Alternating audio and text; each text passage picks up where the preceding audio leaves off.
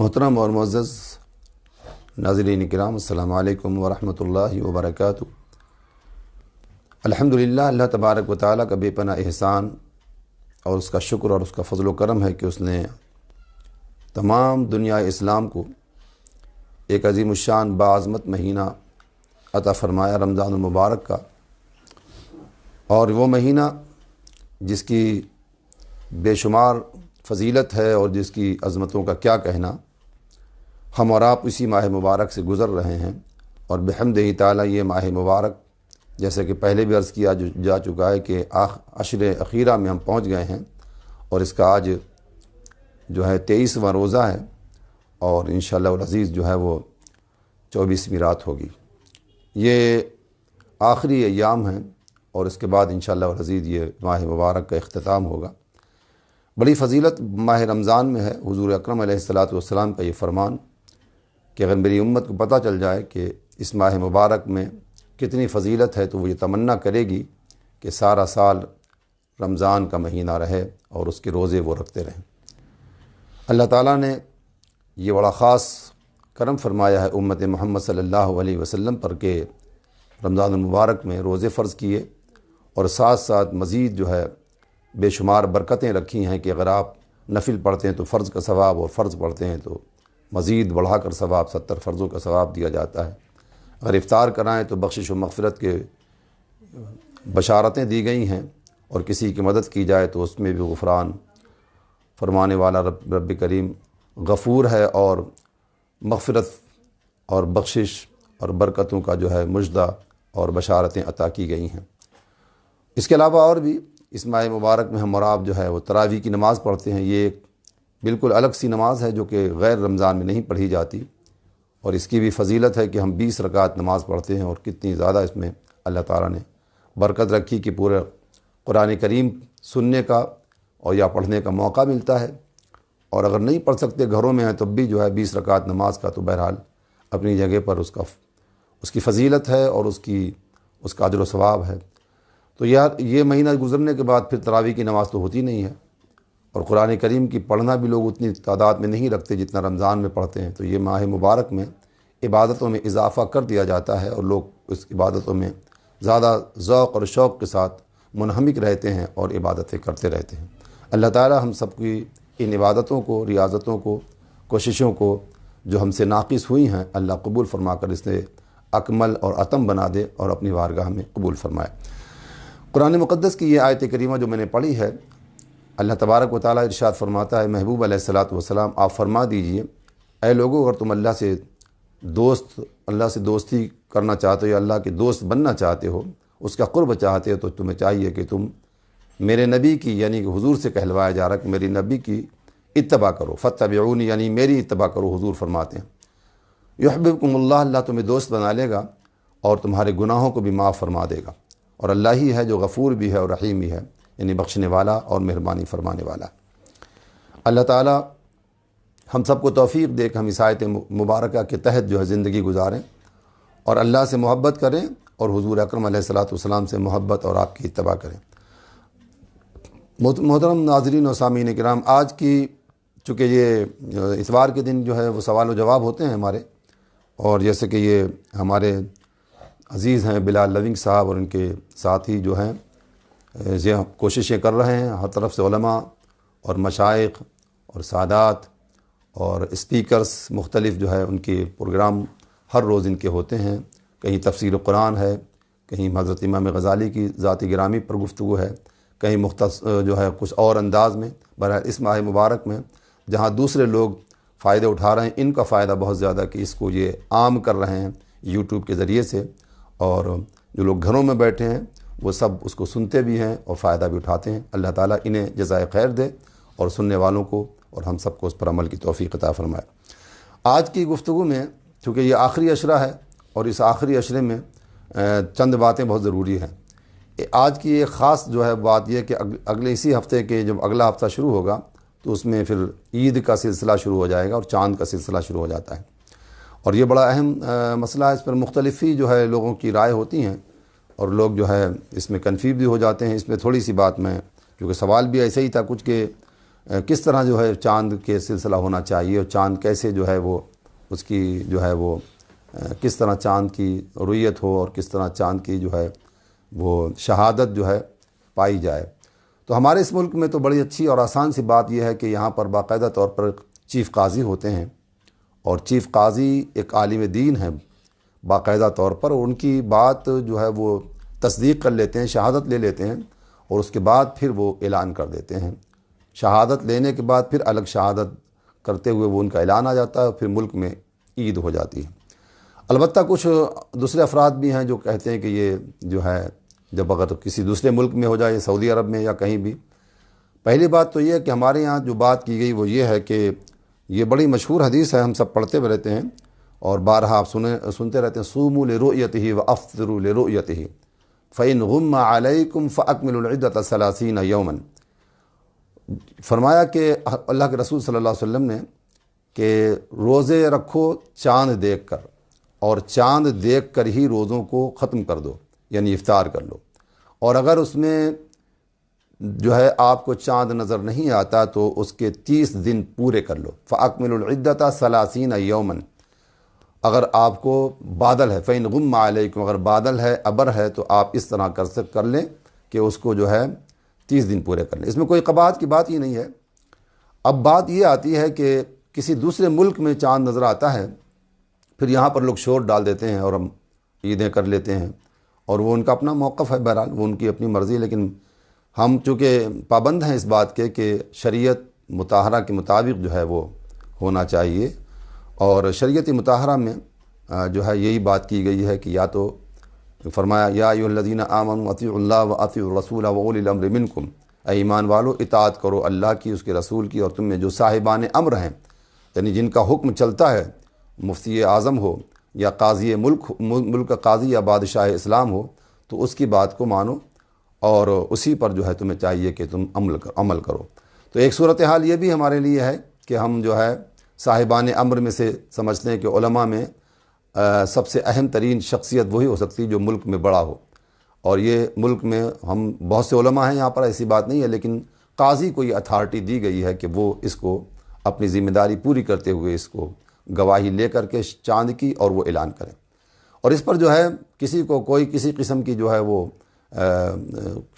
نہیں تردد نہیں ہونا چاہیے، کیونکہ یہ سارا کام ان کی ذمہ ہے، جو اس کا کام ہے اس کے ہی ذمہ ہے، اسی کی ذمہ داری ہے۔ دوسرے لوگ اس ذمہ داری کو کیوں لے لیتے ہیں، ان کے لیے درست نہیں ہے۔ بڑی مشہور حدیث پاک ہے، آپ نے سنا ہوگا، میں ابھی آپ کی خدمت میں پڑھتا ہوں، اور یہ حدیث جو ہے باقاعدہ پڑھ کے آپ کو سناتا ہوں۔ امام مسلم نے اس کو نقل فرمایا، اور سب لوگ علماء کرام جانتے ہیں، اور آپ لوگ بھی بہت سارے اہل علم حضرات جانتے ہیں، یہ حدیث قریب کہلاتی ہے۔ امام مسلم نے اس کو نقل فرمایا، حضرت قریب اس کو بیان کرتے ہیں، فرماتے ہیں کہ عن قریب ان ام الفضل بنت حارث رضی اللہ تعالی عنہ بعثته الى معاویہ بالشام قال فقدمت الشام فقضيت حاجتها واستهل علي رمضان وانا بالشام فرأيت الهلال ليلة الجمعة ثم قدمت المدينة في آخر الشهر فسألني عبد الله بن عباس رضي الله تعالى عنهما ثم ذكر الهلال فقال متى رأيتم الهلال فقلت رأينا ليلة الجمعة فقال أنت رأيته فقلت نعم ورآه الناس وصام معاوية رضي الله تعالى عنه فقال لكننا رأينا ليلة السبع فلا نزال نصوم حتى نكمل 30 أو نراه فقلت أفلا تكتفي برؤية معاوية وصيامي فقال لا هكذا أمرنا رسول الله صلی اللہ تعالی علیہ وسلم۔ رواہ مسلم، امام مسلم نے اس کو نقل فرمایا ہے، اور آپ نے پوری بات سمجھ لی ہوگی۔ قریب کہتے ہیں کہ مجھے ام الفضل بنت حارث نے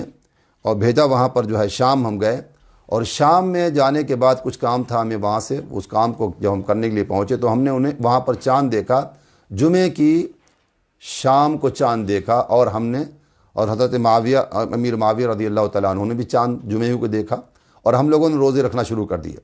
اور جب میں واپس مدینہ طیبہ، کیونکہ میرا کام ختم ہو گیا، جب میں واپس آیا تو حضرت عبداللہ بن عباس رضی اللہ تعالیٰ عنہما سے میری ملاقات ہوئی، اور میں نے ان سے کہا کہ میں نے جمعے کو وہاں، انہوں نے مجھ سے پوچھا کہ تم نے چاند دیکھا تھا؟ میں نے عرض کیا ہاں میں نے جمعے کو چاند دیکھا تھا۔ حضرت معاویہ رضی اللہ عنہ نے بھی چاند دیکھا، اور ہم نے جمعے کو روزے شروع کر دیے تھے وہاں۔ تو انہوں نے کیا کہا؟ انہوں نے کہا کہ اور پھر ساتھ ساتھ یہ بھی کہا انہوں نے کیا آپ انہوں نے کہا حضرت عبداللہ بن عباس رضی اللہ عنہ انہوں نے کہا کہ ہم نے تو یہاں مدینہ شریف میں سیٹرڈے کو دیکھا یعنی یوم السبت کو دیکھا ہے، تو ہم تو اسی کے حساب سے رکھ رہے ہیں۔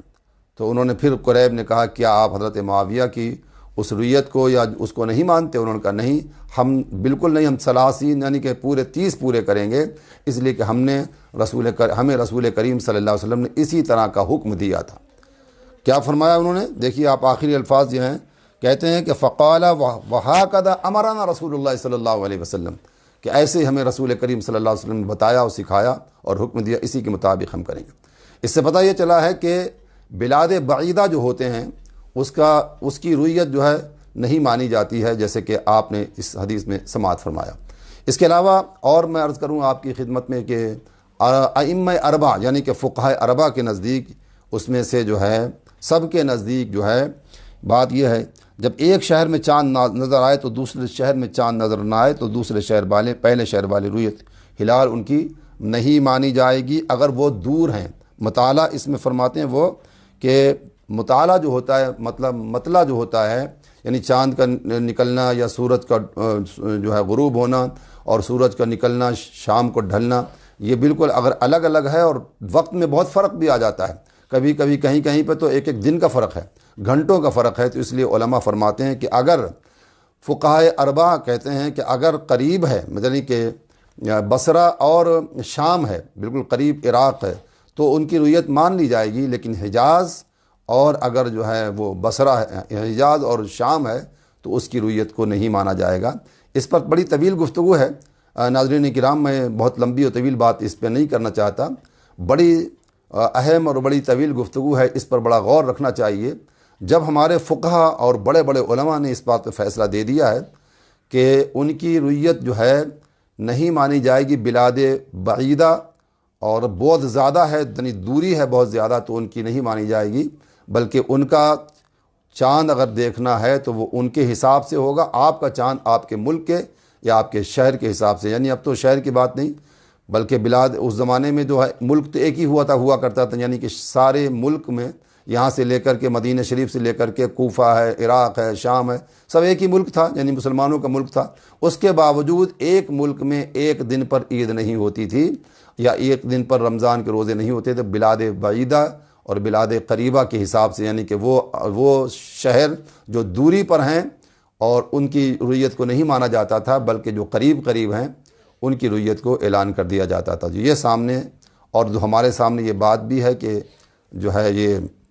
علماء موجود ہیں، خاص طور سے قاضی ہے، اس کی ذمہ داری ہے، وہ اس بات کو کرتے ہیں، تو اس پہ بہت زیادہ مضر رہنا،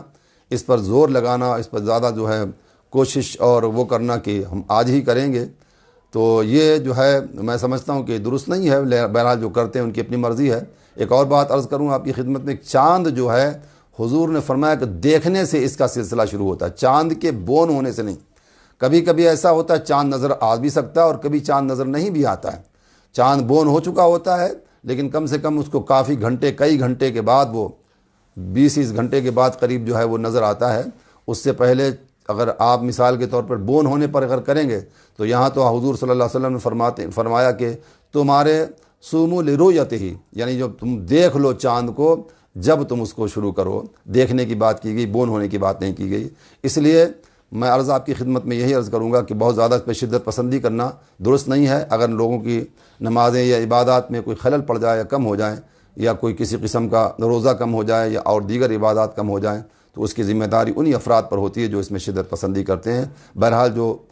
حدیث کی روشنی میں نے 2 حدیثیں پڑھی، ایک حدیث جو ہے وہ سومو لرؤیتہ والی، دوسری حدیث قریب کی جو امام مسلم نے نقل فرمایا، آپ کی خدمت میں عرض ہے۔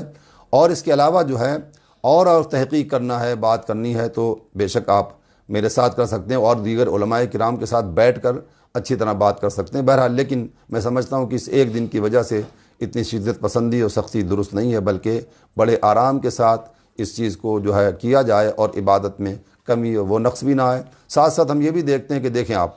بعض لوگوں کا خیال ہوتا ہے کہ کچھ لوگ ہیں جو قاضی جانتا نہیں ہے، اس کے علم میں نہیں آتا، یہ وغیرہ وغیرہ بات کرتے ہیں۔ آپ بر صغیر میں دیکھیں، بر صغیر سے مراد یہ ہے کہ ہندوستان ہے، پاکستان ہے، بنگلہ دیش ہے اور ہمارا یہ ترکی بھی جو ہے بر صغیر میں تو نہیں لیکن ترکی ہے، لیکن ساتھ ساتھ جو ہے افغانستان، یہ وہ ممالک ہیں جن میں سے اکثر علماء، بڑے بڑے جید علماء وہاں موجود ہیں، اور بڑے بڑے مدارس ہیں، دارالعلوم ہیں، سب کچھ ہیں، ان کے ہاں ایسا کوئی اختلاف نہیں پایا جاتا۔ مختلف مکاتب و فکر کے لوگ بھی ہیں، پھر بھی وہ کوئی اختلاف نہیں کرتے، بلکہ باقاعدہ طور پر ایک ہی دن پہ وہ کرتے ہیں، اور اس میں ان کی کوئی بھی آپس میں کوئی وہ اس میں قباحت نہیں ہوتی، آپس میں اختلاف نہیں ہوتا، اور ایک ہی دن پہ اجتماعی طور پر جو ہے وہ عید ہو یا رمضان کے روزے ہوں وہ رکھا کرتے ہیں۔ اللہ تعالی ہم سب کو توفیق دے کہ ہم صحیح طریقے سے اس کو ادا کریں، اور اللہ تعالی اسے اپنی بارگاہ میں قبول فرمائے۔ 5 جو ہے چاند دیکھنا واجب کفایہ میں سے ہیں، جو اکثر شعبان کا، رمضان کا، شوال کا، ذوالقعدہ کا، ذوالحجہ کا، یہ 5 مہینوں کے روزے جو اس کے چاند دیکھنا واجب کفایہ ہے۔ مطلب یہ کہ یہ بڑے اہم ہوتے ہیں کہ آپ شعبان کے اس لیے دیکھتے ہیں کہ اگر شعبان میں 30 دن پورے جو ہے 29 دن ہوئے، 29 ڈیز ہوتے ہیں، اور اگر نہیں ہوئے تو آپ 30 دن پہ جو ہے رکھ کر کے روزے شروع کرتے ہیں۔ روزوں کا اس لیے چاند یعنی کہ رمضان کا دیکھتے ہیں اس لیے کہ رمضان کے روزے پورا کرنے 30 یا 29 دن، اس کے بعد پھر ذوالقعدہ کا جو شوال کا چاند اس لیے دیکھتے ہیں کہ روزے ختم کرنا ہے، اور اس کے بعد پھر عید کرنا ہے۔ ذوالقعدہ کا اس لیے دیکھتے ہیں کہ ذوالقعدہ کا بعد فوراً ذوالحجہ شروع ہوتا ہے اور ایام حج شروع ہو جاتے ہیں، اس لیے ذوالحجہ اور ذوالقعدہ کے چاند دیکھے جاتے ہیں۔ واللہ عالم بالصواب۔ میں نے آپ کی خدمت میں جو میرا کمتر علم تھا بات عرض کی ہے، اگر جو ہے جو بات میرے علم میں تھی وہ تو میں نے آپ کو عرض کر دی ہے، کچھ کوتاہی ہو تو اللہ معاف فرمائے، اور بہرحال اس کو اللہ تعالیٰ اپنی بارگاہ میں قبول فرمائے۔ یہ ہم نے جو کہ وہ علماء کرام اور مفتیان کرام کی جو رائیں تھیں اس کے مطابق آپ کی خدمت مرض کیا، میری اپنی کوئی اس میں وہ نہیں ہے کہ میں اپنی مرضی سے یہ کہہ رہا ہوں۔ واللہ عالم بالصواب۔ آج کے سوال میں سے ایک اور سوال بھی ہے، اور وہ بڑا اہم سوال بھی ہے اس وقت کے، یعنی کہ یہ لاک ڈاؤن کا سلسلہ چل رہا ہے، اور ہمارے یہاں اس شہر میں جو ہے خاص طور سے جو یہاں تو کرفیو وغیرہ ہے، تو اس میں ایک سوال یہ بھی تھا کہ چونکہ اب عید کا مسئلہ آ جائے گا، یعنی کہ فوراً جو ہے رمضان ختم ہوتے ہی جو عید کا مسئلہ آئے گا، اور اس میں بھی بڑی اہم ترین جو ہے وہ بات ہمارے جو ہے فقہاء نے فرمائی ہے، علماء کرام نے، چونکہ جو ہے یہ ایک ایسا مسئلہ ہے جو پہلے زمانوں میں ایسا نہیں ہوتا تھا، لیکن اب چونکہ جو ہے اس ایسے مسائل ہو گئے کہ بالکل لوگ اپنے گھروں میں بند ہو کر رہ گئے ہیں، اب عید کی نماز اور جمعے کی نماز وغیرہ اور دیگر نمازوں کے لیے مسجد میں نہیں جاتے۔ تو بہرحال میں جو عرض کر رہا ہوں آپ کی خدمت میں، یہ جو ہے احناف اہل سنت والجماعت کے مطابق جو ہے یہ آپ کی خدمت میں عرض ہے، کیونکہ مختلف کلپیں آپ دیکھتے ہیں، کوئی کہتا ہے گھر میں بیٹھ کے جمعہ پڑھ لو، کوئی کہتا فیکٹری میں جمعہ پڑھ لو، کوئی کہتا آفس میں جمعہ پڑھ لو، کوئی کہتا ہے اپنے یارڈ کے اندر جمعہ پڑھ لو، فیکٹری میں جہاں بھی موقع ملتا ہے جمعہ پڑھ لو۔ دیکھیے جمعہ کی نماز جو ہے، جو جمعے میں شرائط ہیں وہی عید میں بھی شرائط ہیں، اس کا ذرا دھیان رکھیے گا۔ جو شرائط جمعے میں ہیں وہی شرائط عید میں بھی ہیں، سوائے اس کے کہ جمعے میں جو خطبہ ہے وہ شرط ہے، اور عید کا خطبہ جو ہے وہ سنت ہے۔ جمعے کی نماز جو ہے وہ ظہر کے وقت میں ہم پڑھتے ہیں، فرض ہے، اور عید کی نماز احناف کے نزدیک واجب ہے، اور شوافے کے نزدیک سنت نماز ہے۔ اب یہ ہے کہ اس کے بارے میں ہمارے علماء یعنی جو علماء کرام نے جو بات کی ہے احناف اہل سنت و جماعت کے مطابق، وہ کہتے ہیں کہ جمعہ اور عید کی نماز کے احکامات یہ ہیں کہ جو شرائط جمعے کے ہیں وہی جو ہے عید کے ہیں۔ جمعے کی نماز گھر پر، آفس میں، یارڈ میں یا فیکٹری پر کسی صورت میں بھی ادا نہیں کی جا سکتی۔ جمعے کی نماز سلطان وقت یا جو ہے مفتی وقت یا قاضی وقت اس کو قائم کرتا ہے، جس کے لیے اذن عام شرط ہوتی ہے، اور وہ ظہر کے وقت میں ادا کی جاتی ہے۔ فرمایا عید کے دن حضور اکرم، اب یہ جمعے کی شرائط میں سے یہ ہے کہ ایک تو بات وقت کا کوئی بادشاہ ہو یا وقت کا مفتی ہو یا قاضی ہو، وہ کسی بھی مسجد میں جب جمعہ قائم کرتا ہے تو وہ آ کر کے اس کو کہتا ہے کہ آج سے اس مسجد میں جمعہ ہم قائم کر رہے ہیں، اور انشاءاللہ یہ جمعہ ہوتا رہے گا۔ پھر جمعہ جب ہوتا ہے تو پھر جمعہ ہوتا ہی رہتا ہے وہاں پر۔ ایک بات یہ، پھر جمعہ موقوف نہیں کیا جاتا۔ اپنی مرضی سے ہم چند لوگ جمع ہو کے فیکٹری کے اندر یا یارڈ کے اندر جمعہ پڑھ لیتے ہیں، یہ آج کل لوگوں نے کچھ اپنے لوگوں نے اپنے حساب سے بات کی ہے، لیکن یہ صحیح اور درست نہیں ہے کہ جمعے کی بڑی اہمیت اور فضیلت، جمعے کی نماز کے بجائے ظہر کی نماز پڑھیں آپ، کیونکہ ظہر کی نماز تو اللہ تعالیٰ نے جو ہے فرض کی ہے، جمعے کے وقت میں ہم ظہر کی نماز پڑھتے ہیں۔ اگر جمعہ ہم موقوف ہے تو پھر ہم جو ہے ظہر پڑھیں۔ تو یہ ہے کہ گھروں میں جو ہے لوگ اب جمعہ پڑھنا شروع کر دیں گے تو پھر جمعے کی وہ فضیلت، وہ اہمیت کیا ہوگی. ابھی اسی کے تحت لوگ اس پر بڑی شدت کے ساتھ بات کرتے ہیں. بہرحال جو جس کا موقف ہے وہ جانے، لیکن میں نے عرض جو کیا وہ اس کے مطابق ہے. عید کے دن حضور اکرم صلی اللہ علیہ وسلم جب نماز عید پڑھ کر تشریف لایا کرتے تھے گھر پر، تو آنے کے بعد 2 رکعت نماز پڑھا کرتے تھے. یہ ابن ماجہ میں حدیث ہے، حضور سنن ابن ماجہ میں حضرت ابو سعید خدری رضی اللہ عنہ فرماتے ہیں کہ اللہ کے رسول صلی اللہ علیہ وسلم جب تشریف لاتے گھر میں تو 2 رکعت نماز پڑھا کرتے تھے. تو یہ علماء فرماتے ہیں، یہ مفتیان کرام کہتے ہیں کہ اس طرح آپ اس سنت پہ سنت پر جو سنت ہے عید کی نماز تو نہیں ادا کرتے، لیکن کم سے کم اسی کے مطابق جو نماز حضور آ کر گھر میں پڑھتے تھے آپ وہی نماز پڑھ لیں، 2 رکعت یا 4 رکعت، اور اسی کے بعد نماز کے بعد 34 بار 34 ٹائمز جو ہے اللہ اکبر تکبیر پڑھیں نماز ختم ہونے کے بعد. خطبے کی اس میں ضرورت نہیں ہوتی ہے. یہی نماز جو ہے عید کے قائم مقام ہو جائے گی، یا یوں کہہ سکتے ہیں آپ کو ثواب کی نیت سے آپ پڑھ رہے ہیں، کوئی کوتاہی اور غلطی نہ ہو جائے. اس میں ایک سوال، آج کے سوالوں میں سے ایک سوال یہ بھی تھا کہ یہاں پر 15 آدمیوں کی جو ہے اجازت اس بات کی ہے کہ جو ہے لوگ سوشل ڈسٹنس کے ساتھ جو ہے شریک ہو سکتے ہیں، میٹنگیں ہو سکتی ہیں، جنازے میں جاتے ہیں تو کیا عید کی نماز پڑھ سکتے ہیں؟ تو اس کے تحت جو ہے عید کی نماز تو آپ پڑھ ہی نہیں سکتے، کیونکہ وہ شرائط نہیں پائے جاتے. تو کم سے کم یہ نماز چاشت کے وقت میں چاشت کی 4 رکعت پڑھ لیں، اور یہ نماز جو حضور آ کے پڑھا کرتے تھے اس نماز کو پڑھیں اس طرح سے، اور تکبیر و تحلیل کریں نماز کے بعد میں. حضور اکرم صلی اللہ علیہ وسلم ایک غزوے میں تشریف لے گئے. میں ایک واقعہ بیان کرتا ہوں جو مفتیان کرام نے آج اس دور میں بیان کیا ہے، اور اسی کے تحت یہ بات آتی ہے. فرمایا کہ اللہ کے رسول صلی اللہ علیہ وسلم ایک غزوے میں تشریف لے گئے. جب واپس مدینہ طیبہ تشریف لائے، مدینہ کے قریب پہنچ کر آپ نے صحابہ کرام کو روکا اور ایک خطاب کیا، یعنی آپ نے واعظ فرمایا اور فرمایا کہ لوگوں، ہم اس غزوے میں یعنی جنگ میں گئے تھے، اب واپس آ گئے ہیں. کچھ لوگ ایسے بھی تھے جو جنگ میں شریک نہیں ہوئے، مدینے میں رہ رہے تھے، لیکن ان کا دل وہی تھا. وہ کبھی ہمارے بارے میں سوچتے تھے کہ اس وقت یہ ہو رہا ہوگا، اس وقت کاش ہم بھی پہنچ جاتے، لیکن ان کی عذر، ان کی مجبوریاں ان کو وہاں نہیں پہنچا پائیں. تو اے لوگوں، جس طرح تمہیں ثواب ملا انہیں بھی اتنا ہی ثواب ملے گا. حضور صلی اللہ علیہ وسلم نے فرمایا جتنا ثواب آپ کو ملا ہے اتنا ہی ثواب انہیں بھی ملے گا. صحابہ کرام نے پوچھا بھی اس بارے میں کہ یا رسول اللہ صلی اللہ علیہ وسلم، وہ تو مدینہ شریف میں تھے تو ان کو کیسے ثواب ملے گا جب ہم تو غزوے میں تھے؟ تو کہا، آپ نے فرمایا وہم بالمدینۃ حبسہم العذر، عذر کے انہیں روک رکھا تھا، عذر کی وجہ سے وہ جو رکے ہوئے تھے، ورنہ جو ہے وہ ہمارے ساتھ ہی ہوتے. شاید وہ اپنی کمزوری کی وجہ سے ہوں گے یا کوئی اور عذر کی وجہ سے ہوں گے، لیکن دل ان کا ہمارے ساتھ ہی تھا. اس حدیث سے معلوم ہوا کہ جو عذر کی وجہ سے نیکی نہ کر پائے اور وہ نیکی کی تمنا اس کی ہو تو یقیناً وہ نیکی کا ثواب ضرور پا جائے گا انشاءاللہ العزیز. اللہ کے رسول صلی اللہ علیہ وسلم کی ایک اور حدیث ہے کہ کسی کی آنکھ لگ گئی اور وہ صلاۃ اللیل پڑھنے کے لیے اس کی تمنا تھی کہ وہ صلاۃ اللیل پڑھتا، رات کو سو گیا، تہجد کی نماز کے لیے اس نے اٹھنا تھا، پورا تیاری کی ہوئی تھی، صلاۃ اللیل پڑھنی تھی، لیکن وہ نہیں اٹھ پایا اور اس طرح اس کے وہ وقت گزر گیا. آقا کریم صلی اللہ علیہ وسلم فرماتے ہیں یکتب لہ اجر صلاتہ وکان نومہ صدقۃ علیہ. علامہ عین الدین عمدۃ القاری میں جو ہے علامہ عینی نے اس بات کو لکھا ہے اور بخاری کی شرح میں یہ بات بیان کی. فرمایا کہ اس کے لیے اجر لکھ دیا جائے گا، کیونکہ انہوں نے پورا ارادہ سچی نیت کے ساتھ کیا تھا کہ وہ صلاۃ اللیل پڑھتا، لیکن وہ نہیں اٹھ پایا اور نئی نماز ہو پائی اس کی. تو فرمایا کہ یکتب لہ اجر وصلاتہ وکان نومہ صدقۃ، اور اس کی نماز تو اللہ تعالیٰ قبول فرمایا، اس کو ثواب مل گیا، اور اس کا سونا جو تھا وہ اس کے لیے صدقہ ہو گیا، یعنی اللہ تعالیٰ کی طرف سے اسے سونے کا جو ہے وہ موقع مل گیا. فرمایا کہ اور کرمانی شرح بخاری میں فیہ دلیل علی ان المعذور لہ ثواب الفعل اذا ترکہ للعذر، یہ حدیث اس بات کی دلیل ہے کہ معذور عذر کی وجہ سے عبادت نہ کر سکے تو اس کو ثواب ملے گا. آج کل کرونا وائرس کی وجہ سے یا یہ حالات کی وجہ سے ہم اپنی نمازیں اس طرح نہیں ادا کر پا رہے ہیں جس طرح ہمیں کرنا چاہیے، تو یقیناً انشاءاللہ العزیز اللہ کی ذات سے امید ہے کہ اس عذر کو اللہ جانتا ہی ہے تو ضرور ہمیں اجر و ثواب سے مالا مال فرمائے گا. تو آج کے یہ 2 اہم سوال تھے، ایک تو چاند کے سلسلے میں تھا اور دوسرا نماز کے سلسلے میں. تو عید کی نماز میں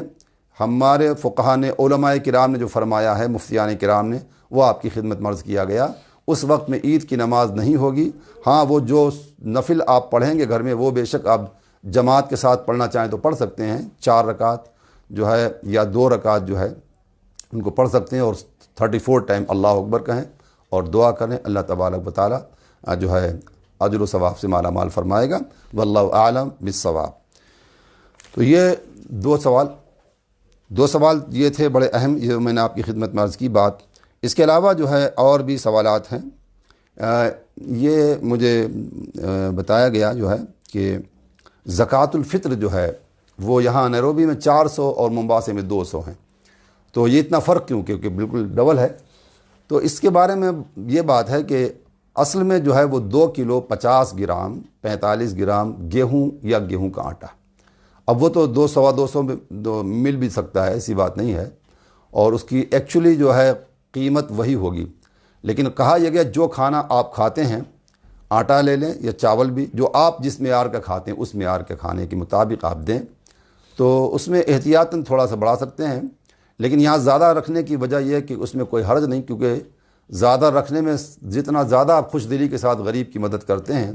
تو اس اعتبار سے بہت بہتر بات ہے کہ آپ 400 دیں تاکہ غریب کی مدد ہو جائے اور آپ کا وہ صدقہ فطر بھی ادا ہو جائے اور زیادہ صدقہ نکل جائے، اس اعتبار سے ہے۔ لیکن جو ہے اصل جو ہے وہ نصف سا گیہوں ہے اور 1 سا جو ہے وہ جو یا کھجور وغیرہ ہے،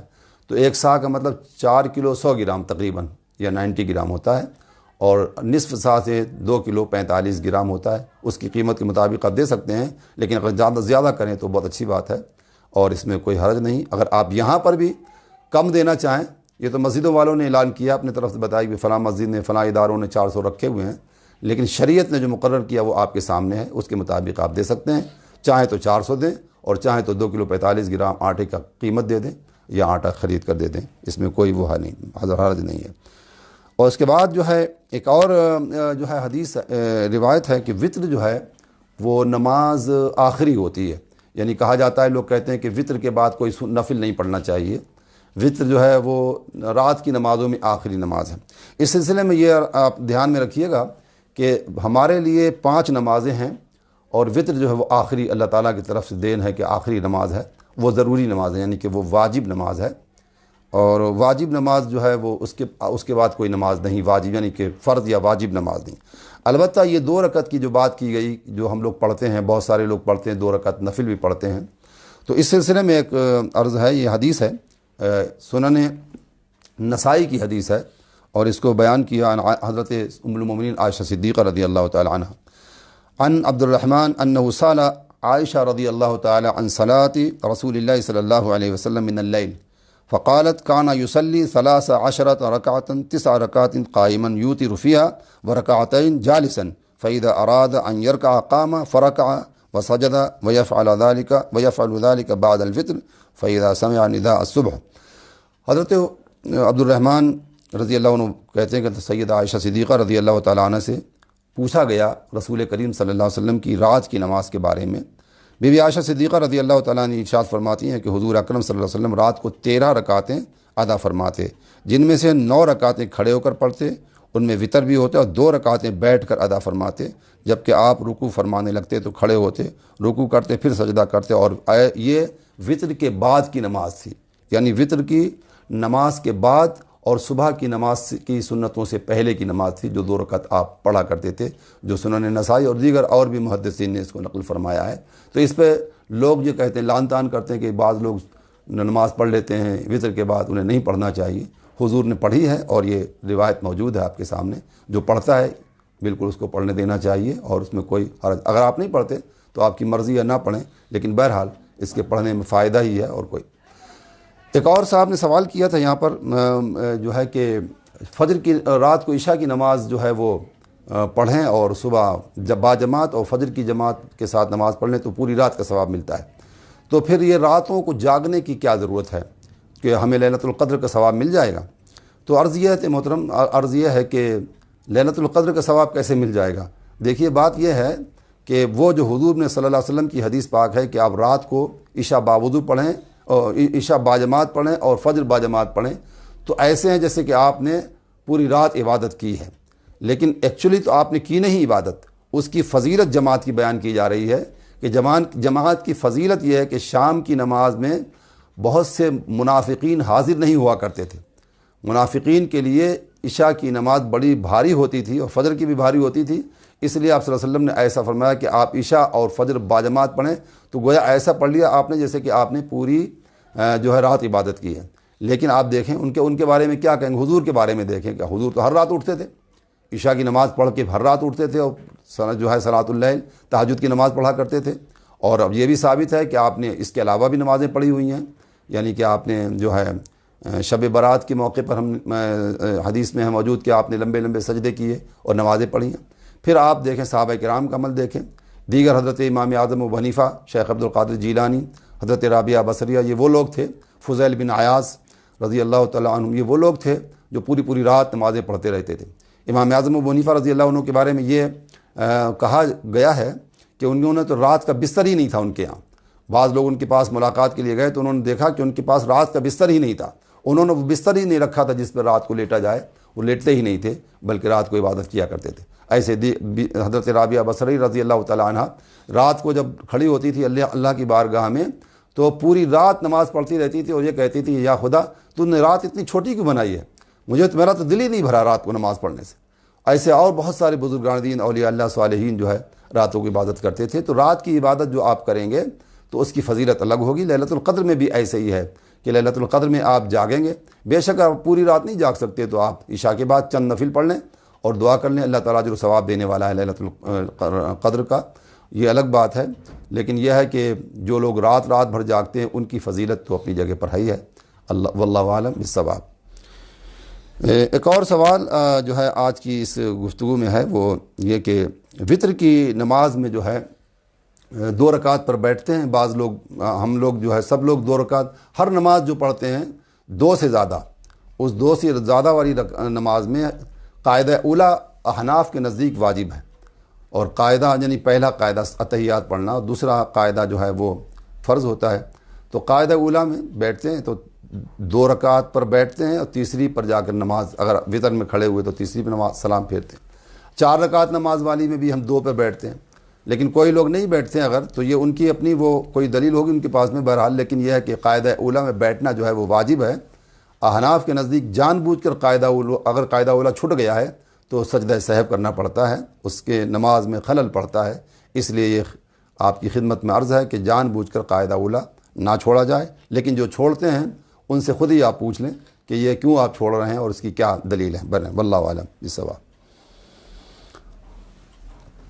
سجدہ تلاوت کے بارے میں ایک سوال ہے کہ سجدہ تلاوت جو ہے وہ عصر کے بعد یا فجر کے بعد کرنے کے بارے میں. ایک صاحب قرآن پڑھتے پڑھتے شام ہو گئی, عصر بعد قرآن کی تلاوت کر رہے تھے اور کرتے کرتے وہ سجدہ آ گیا, تو وہ کہتے ہیں کہ سجدہ اس وقت کرنا چاہیے کہ نہیں. بالکل آپ سجدہ کر سکتے ہیں,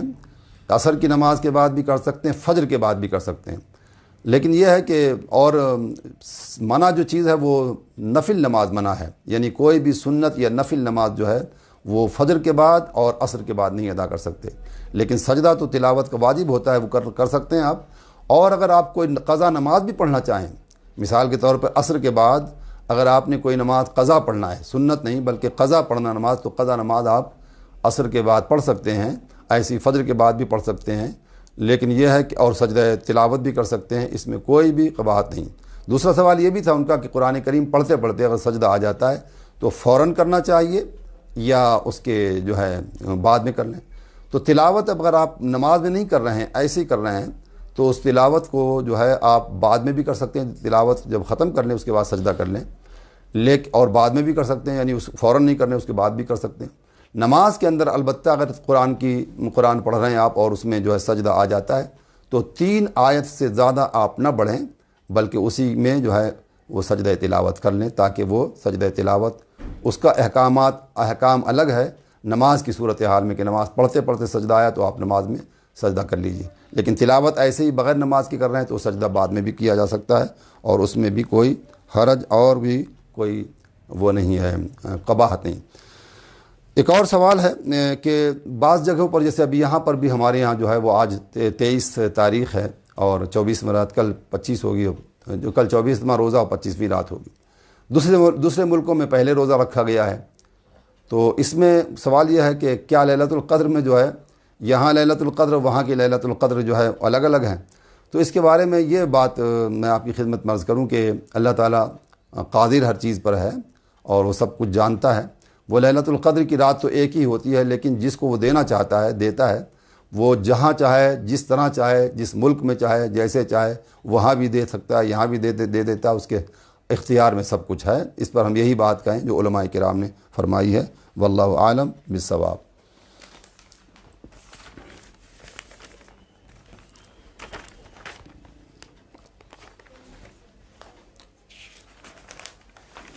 اور یہ سوالات جو ہے کافی ہو گئے ہیں الحمدللہ۔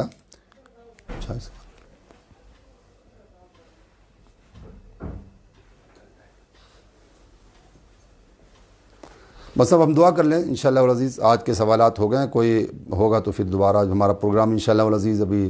ویڈنسڈے کو ہوگا، اس میں کوئی اہم سوال ہوگا تو بات کر دی جائے گی۔ محترم اور معزز ناظرین اور سامعین کرام، آپ کی خدمت میں جو باتیں عرض کی گئی ہیں، ان باتوں میں کوئی ہمارا یہ مقصد نہیں ہے کہ ہم کسی کو جو ہے تکلیف دینا چاہتے ہیں، بلکہ جو سوالات علماء و مفتیان کرام کے ذریعے سے ہمیں تک پہنچے ہیں وہ ہم نے آپ کی خدمت میں عرض کر دیے ہیں۔ اللہ تبارک و تعالیٰ جل مجدہ ہمیں اس پر عمل کی توفیق عطا فرمائے۔ اگر کوئی کسی قسم کی کوئی کوتاہی و غلطی ہو تو اللہ معاف فرما دے اور امت مسلمہ کو ایک کر دے، اور ہمارے اندر یہ چھوٹے چھوٹے اختلافات جو ہیں وہ دور ہو جائیں، ہم سب ایک ہو کر کے جو ہے اپنی عبادتیں بھی کریں اور اپنی ریاضتیں بھی کریں، اور ایک ساتھ سب عید اور جو ہے رمضان کے روزے رکھیں۔ اللہ تبارک و تعالیٰ اپنی رحمتوں سے نوازے۔ دعا کریے۔ الحمدللہ رب العالمین والصلاۃ والسلام علی سید المرسلین۔ رب کریم، تیرا لاکھ لاکھ مولا شکر احسان و کرم نوازی ہے کہ تو نے ہمیں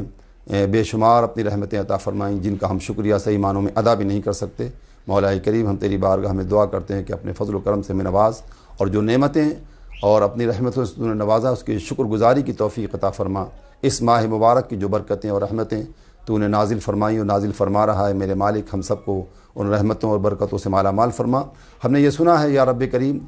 تیرے محبوب صلی اللہ علیہ وسلم کی کسی حدیث کے مطابق کہ یہ رمضان کی جب آخری راتیں آتی ہیں تو لوگوں کی بخشش بھی کر دی جاتی ہے، اور ہر رات لاکھوں لوگ بخشے جاتے ہیں۔ ان کے لیے اللہ تعالیٰ کی طرف سے جو ہے وہ پیغام یا رب کریم تیری جانب سے بخششوں کے پروانے